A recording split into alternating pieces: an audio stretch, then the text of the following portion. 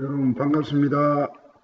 한 주간 모두들 잘 지냈는지요?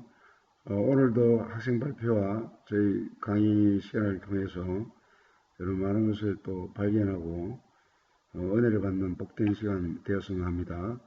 특별히 오늘 강의 발표 주제가 사물 인터넷입니다. 여러분 인터넷 하면 주로 사람과 사람 사이에 주고받는 그런 정보를 주고받는 그런 내용이었는데 이제는 사람과 사물, 사물과 사물, 또 공간, 데이터 등 모든 것이 인터넷으로 서로 연결되어 정보가 생성되고 수집되고 공유, 활용되는 초연결 상태를 말하는 것이죠. 학생 발표를 통해서 또 사물 인터넷이 여러 가지 사용되는 사례라든가 여러 가지 적용되는 범위들 아마 여러분 듣게 될 것입니다. 근데 제가 서두에 이걸 좀 강조하고 싶어요. 사물 인터넷이 무엇이라는 것을 아는 이게 중요한 게 아니라 이것도 물론 중요하지만 사물 인터넷이 우리 인간의 궁극적으로 어떤 도움을 주며 또 그 단점과 또 한계는 무엇이고 또 이것을 어떻게 활용하는 것이 진정 도움을 주는 것인가 이라는 철학적인 질문을 항상 과학에다 던지라는 것이죠. 여러분 이 과목 자체가 과학과 철학의 만남이지 않습니까? 그래서 너무 과학 지식만 쌓으려 하지 말고 항상 어떠한 문제든 간에 그래서 철학적 질문을 던지시기 바랍니다. 그래야 여러분들이 이런 과학 시대 때 진정한 또 삶을 어떻게 살아야 된다라는 그 처방책과 해결책을 과학에서 발견하는 것이 아니라 오히려 철학과 신학에서 발견하게 되는 것이죠. 자, 지금부터 학생 발표를 듣겠습니다. 안녕하세요. 저희는 과학과 철학의 만남 7주차 발표를 맡은 오조입니다. 지금부터 사물 인터넷에 대한 발표를 시작해 보도록 하겠습니다. 먼저 목차를 통해 저희 조의 발표 진행 순서를 말씀드리겠습니다. 첫 번째로 사물 인터넷의 정의를 통해 사물 인터넷에 대한 개념을 이해한 뒤 발전 단계, 사물 인터넷 네트워크 동향, 특징, 적용 사례, 전망, 신산업 창출, 문제점 순서로 발표를 진행하도록 하겠습니다. 사물 인터넷의 정의는 사물에 센서를 부착하여 실시간으로 데이터를 인터넷을 통해 주고받는 기술이나 환경입니다.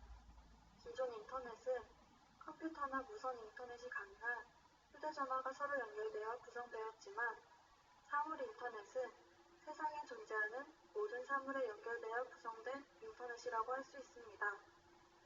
예를 들어 스마트폰, 가전제품, 헬스케어, 자율주행 자동차, 스마트홈 등이 있습니다.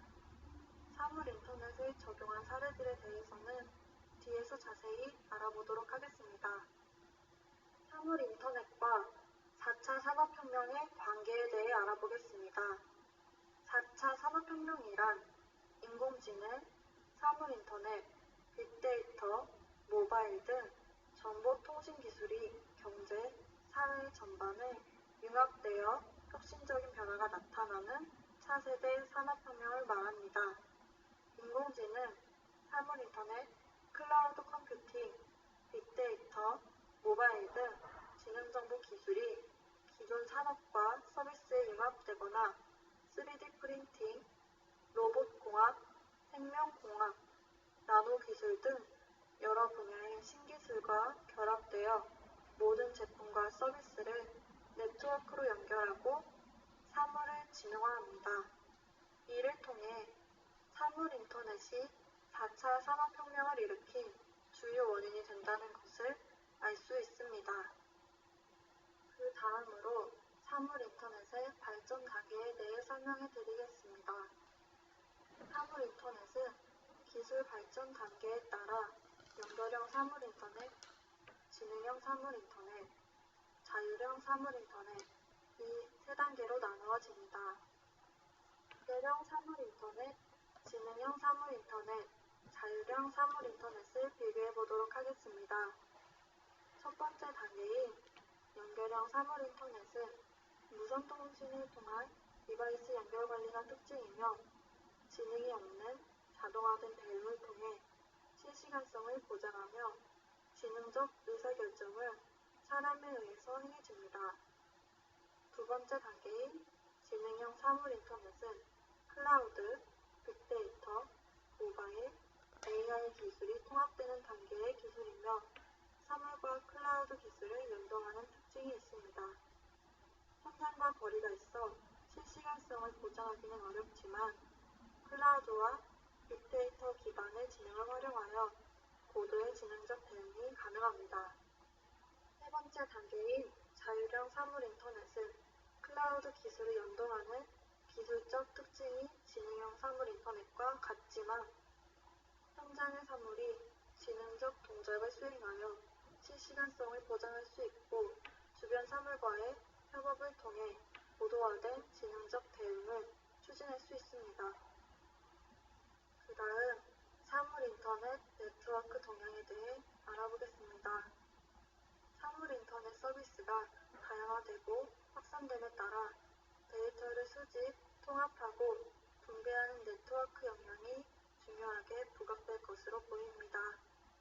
이를 위한 저렴하고 보안 및 운영 효율성이 높으며 병목 현상이 발생하지 않는 국가 차원의 사물 인터넷 전용 네트워크가 필요할 것으로 예상됩니다. 그리고 저전력 광역 네트워크 기술로 인해 저전력 광역 사물 인터넷 네트워크 시장에 급격한 성장이 예상되며 요즘 새롭게 각광받고 있는 커넥티드카의 등장으로 인해 사물 인터넷 시장이 더욱 성장할 것으로 전망됩니다. 사물 인터넷이 가진 첫 번째 특징으로는 서비스가 있습니다.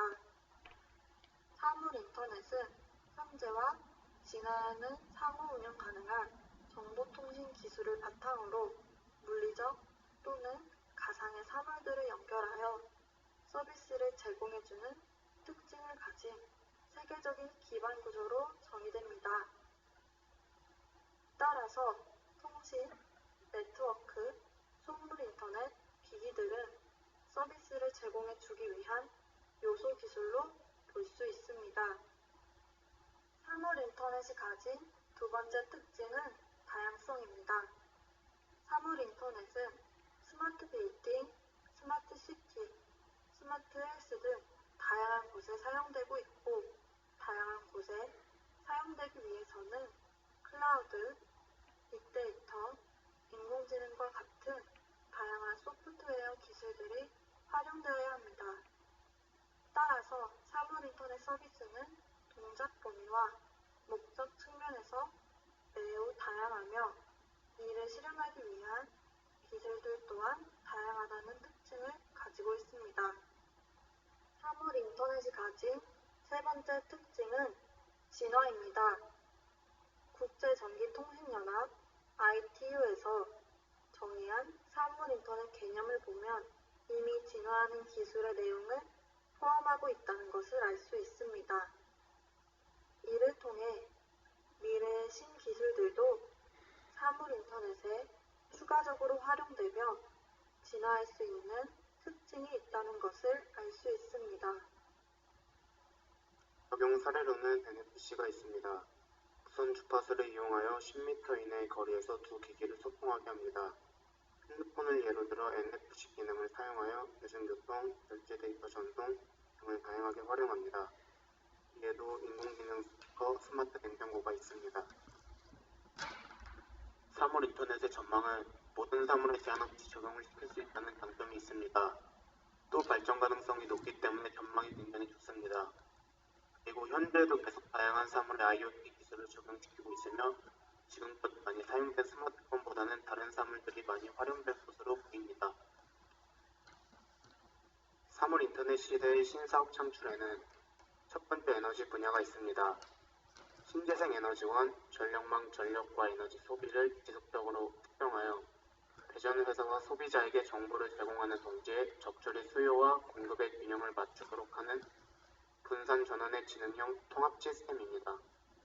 두 번째는 교통 운송 분야가 있습니다. 사용자가 더 안전하고 더 편리하게 이용할 수 있도록 서로 다른 형태의 운송 및 교통체계를 관리하는 혁신적인 서비스를 제공하는 진보된 응용 기술입니다. 세 번째는 제조업 분야가 있습니다. 전 생산 공정에서 필요한 정보를 필요한 시점에 좀 더 유용한 형태로 가공하여 취함할 수 있도록 하는 실시간 통합 처리 시스템입니다. 네 번째는 의료 분야가 있습니다.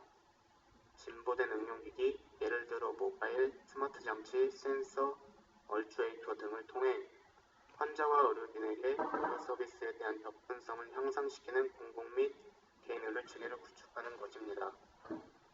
다섯 번째는 공공 분야가 있습니다.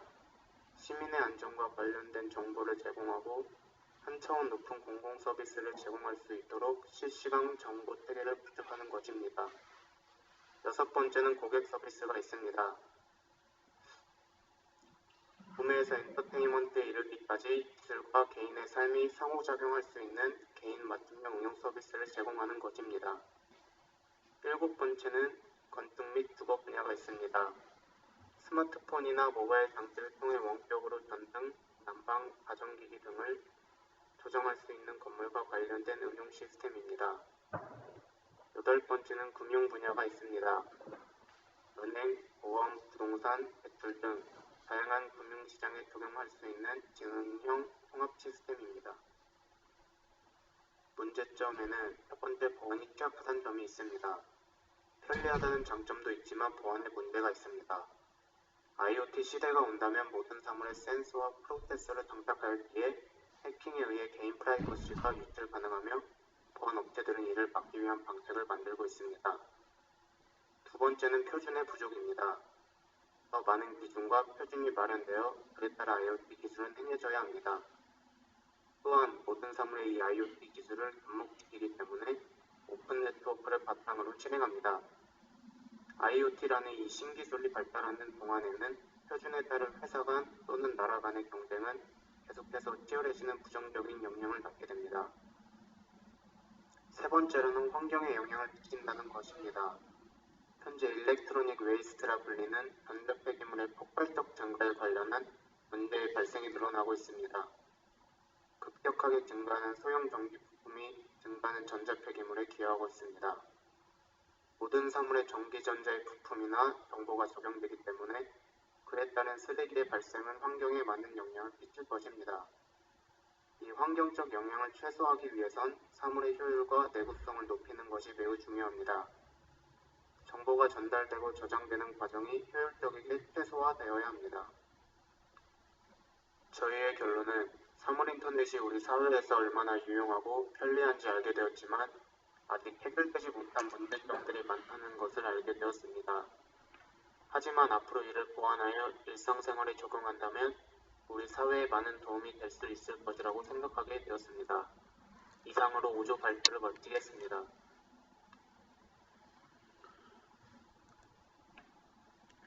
예, 학생 아주 발표 참 명료하게 잘 발표를 잘했습니다. 특별히 제가 1학년 학생들 치고 이렇게 과제를 내주면 지금 현재 굉장히 전문가인 것들처럼 요약을 잘 해가지고 설명을 참 잘하는 것 같아요. 사물 인터넷 전반적인 그 정의라든가 적용되는 사례라든가 또 앞으로 활용될 부분 아까 사물 인터넷 종류 중에 연결형, 지능형, 자율형 이런 식으로 분류해가지고 또 이렇게 설명했고 앞으로 이제 적용될 분야가 에너지, 교통, 제조업, 의료, 공공 분야, 고객 서비스 건축 이런 다양한 면에서 참 이렇게 설명을 참 잘한 것 같아요.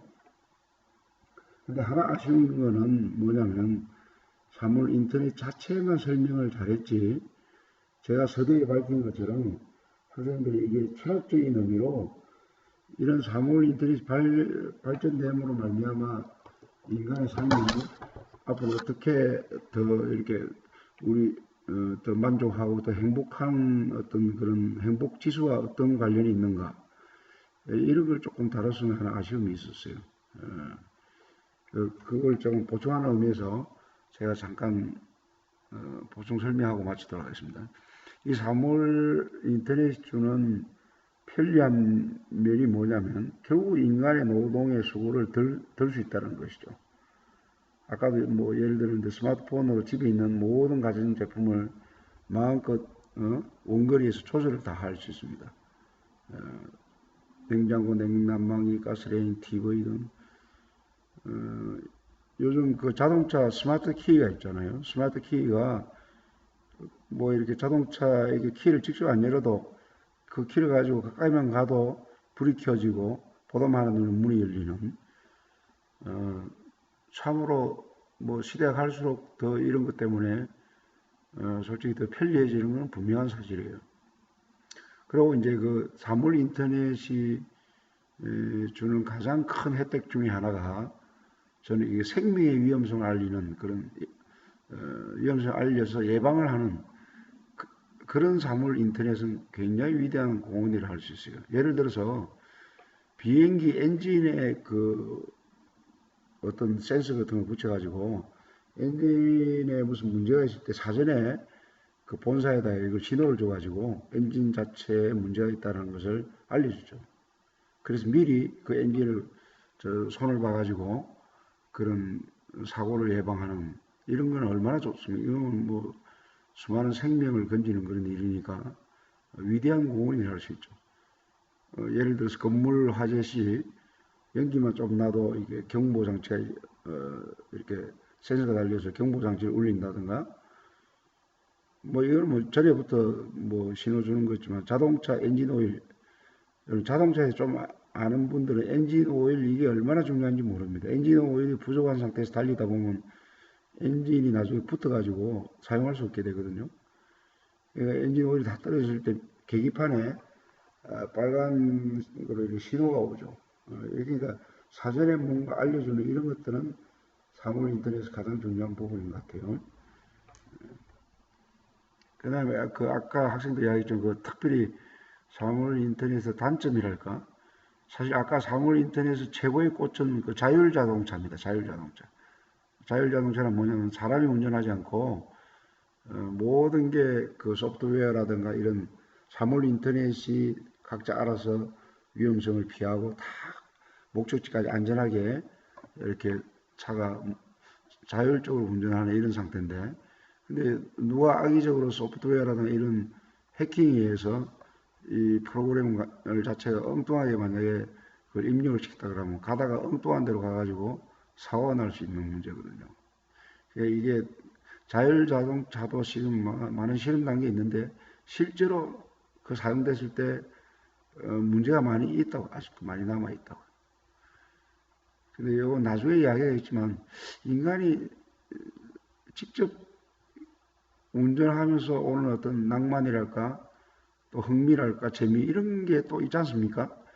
그 뭐 아무 운전도 안 하고 차에 타는 것도 그 참 매력이 없는 것 같아요. 이거는 내 개인적인 생각이에요. 그 다음에 뭐 같은 이야기죠. 그 다음에 이제 사물 인터넷이 이렇게 발달할수록 사람의 어떤 성격이 자꾸 줄어들기 때문에 실험률이 많아지는 것이죠. 여러분 고속도로 그 하이패스 같은 거 좀 사물 인터넷이죠. 근데 그 안내원이 돈을 받는 코스가 있고 이제 그 예를 들어서 그 하이패스가 있는데 전부 다 하이패스라면 그게 사람이 필요 없죠. 근데 직접 사람 돈을 받기 때문에 그 사람들도 그게 고용해 가서 이렇게 취급을 갖고 일을 할 수 있지 않습니까? 모든 것이 다 사물이 다 하다 보면 점차적으로 사람의 성격이 필요 없다 보니까 실업률이 증가할 가능성이 많은 것이죠. 이게 결론입니다. 이 결론 뭐냐면 뭐 사물 인터넷뿐만 아니고 이 AI 시대 인공 로봇 뭐 자율자동차 이 모든 것이 인간의 편리를 자꾸 추구하는데 근데 이런 우리 질문을 던져야 돼요. 이런 편리함이 과연 편리할수록 인간이 더 행복해지는가? 이런 질문을 한번 던져보세요.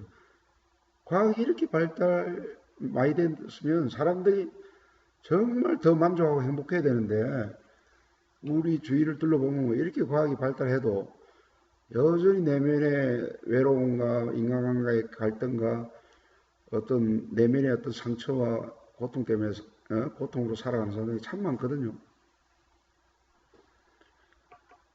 뭐 이건 엉뚱한 예인지 모르지만 아무리 편리해도 여러분 건강을 위해서 운동하는 거 이거 어느 것도 대체할 수가 없어요.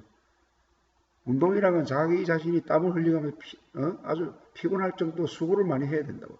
하루에 30분 정도 땀을 흘릴 정도로 계속 운동하는 그 실질적인 자기가 뭐 예를 들어서 사물 인터넷이라든가 뭐 이렇게 보단을 하나 눌려가 해결될 문제가 아니거든요. 운동은 자기가 해야 되죠. 등산의 예를 들어도 그래요. 뭐 그냥 헬리콥터로 바로 올라가는 것보다도 직접 걸어서 산 위를 올라가야 그게 올라가면서 여러 가지 꽃도 구경하고 또 올라가면서 헉거리면서 자연도 구경하고 또 거기서 대화도 나누고 그러면서 몸에 어떤 여러 가지 어떤 건강의 효과를 얻는 거 아니에요? 그러니까 우리가 이거 알아야 되는 것이 너무 이렇게 과학이 편리함 쪽으로 흐르다 보면 아날로그적인 게 무시되는 그런 세상이 되는데 저는 여러분 학생들한테 권하고 싶은 게 때론 물론 이것도 필요해요. 그러나 아날로그적인 그런 수고를 해서 뭔가 이렇게 획득하는 이런 것들이 오히려 여러분들 인성 개발에 정서적으로 굉장히 도움됩니다. 사람과 사람의 소통이 점점 없어지고 사람과 심지어 사물과도 대화도 하고 사물과 사물끼리도 대화를 하고 참 그러다 보면 진정한 인간과 인간의 어떤 소통과 교제, 사랑의 교제 이런 것들이 자꾸 날이 갈수록 각박해지죠. 특별히 하나님과 인간의 어떤 소통 이게 진정한 삶의 의미가 있고 하나님이 주신 은혜 가운데 주시는 그 마음의 평화와 감사와 기쁨이 있거든요. 삶의 목적이 있고 아무리 과학이 많이 발달하더라도 인간의 어떤 내면의 고독과 상처와 아픔과 목마름과 이런 것들을 해결할 수가 없어요. 참 설명할 게 많은데 오늘 이 정도로 하고 여러분 항상 제가 강조하는데 어떤 주제를 발표할 때 철학과 신학을 연관시켜서 마지막 결론을 내시길 바랍니다. 감사합니다.